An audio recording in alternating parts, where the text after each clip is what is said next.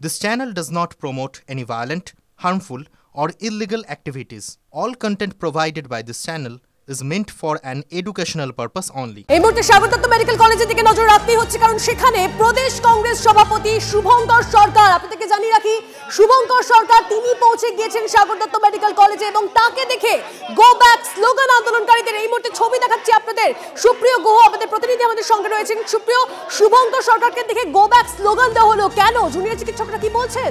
Fair and bright night and day cream, ত্বক থাকবে bright সারাদিন, পলিউশন ফ্রি, ঠিক যেন রাতের ফোঁটা সাদা ফুল।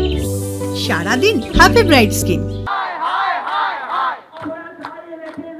দেখো, সাগর দত্ত মেডিকেল কলেজ ও হাসপাতালে জুনিয়র চিকিৎসকদের যে অবস্থান মঞ্চ, আমার পেছনেই কিন্তু সেই অবস্থান মঞ্চ, স্লোগান শাউটিং চলছে। এবং কিছু সময় আগেই কংগ্রেসের একটি প্রতিনিধি দল, যে দলের নেতৃত্বে ছিলেন সদ্য দায়িত্বপ্রাপ্ত প্রদেশ সভাপতি শুভঙ্কর সরকার, তার নেতৃত্বে যখন প্রদেশ কংগ্রেসের যারা নেতৃত্ব তারা এসে পৌঁছন, এখান থেকে কিন্তু তাকে উদ্দেশ্য করে গো ব্যাক স্লোগান আমরা শুনতে পাই।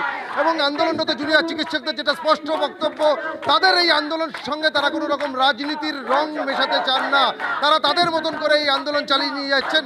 সরাসরি যারা এখানে আন্দোলনরত জুনিয়র চিকিৎসকরা রয়েছেন তাদের সঙ্গে আমরা কথা বলবো। আপনারা শুভঙ্কর সরকার যখন এলেন কংগ্রেসের প্রদেশ সভাপতি, আপনারা গো ব্যাক স্লোগান দিলেন, আপনাদের সঙ্গে কি কথা হলো?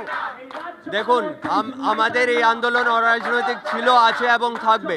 সেখানে যদি কেউ দলের পরিচয় সমেত আমাদের কাছে আসে, আমরা কিন্তু তাদের কোনোভাবেই অ্যালাউ করতে পারবো না। আমরা ওনাদেরও সেই কথাই বলেছি, অত্যন্ত সম্মান সহকারে বলেছি যে আপনাদের কিন্তু আমরা অ্যালাউ করতে পারবো না।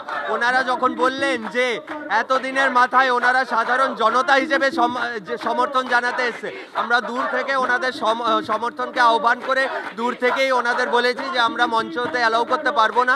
আপনারা যদি জনগণ হিসেবে আসেন আমরা তাকে সম্মান জানাই, আপনাদের কিন্তু এখান থেকে বিদায় নিতে হবে। সাধারণ জনগণ হিসেবে এলেও যেহেতু ওনাদের সঙ্গে একটা রাজনৈতিক রং মিশে রয়েছে, সেই কারণেই আপনারা অ্যালাউ করেন? একদমই তাই। এতগুলো গাড়ি নিয়ে আসা, এত 52তম দিনে আসা, যেখানে সাগর দত্তের ওপর একটা ঘটনা ঘটে গেছে সেই মাথায় আসা, এতদিন পরে ওনারা সাধারণ জনগণ হিসেবে এসছে, এই জিনিসটা মানতে কিন্তু আমাদের একটু বাধা হয়।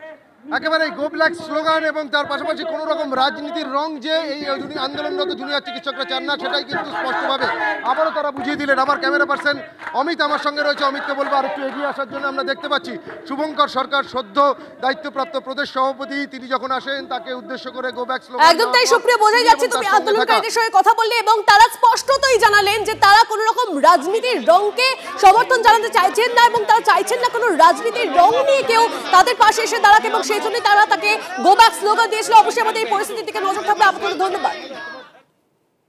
পরিচয় থাকলেও আমরা সেই রাজনৈতিক পরিচয়কে দূরে সরিয়ে রেখে তাদের বিরুদ্ধে যে অন্যায় অবিচার হচ্ছে এবং তারা ন্যায়ের জন্য যে লড়াই করছেন, তার জন্যই আমরা এখানে সবাই। ওনারা বলেছেন যারা পতাকা নিয়ে আসবেন, যারা রাজনৈতিক কোনো ধান্দা নিয়ে আসবেন, ওনারা বুঝেছেন আমরা রাজনৈতিক ধান্দা নিয়ে আসিনি, তাই তাদের না অ্যালাউ করেছেন। আমি তাদের মঞ্চের কাছে গেছি, কিন্তু মঞ্চে বসাটা ঠিক নয়, তার কারণ আমি তো অবস্থানে থাকছি না।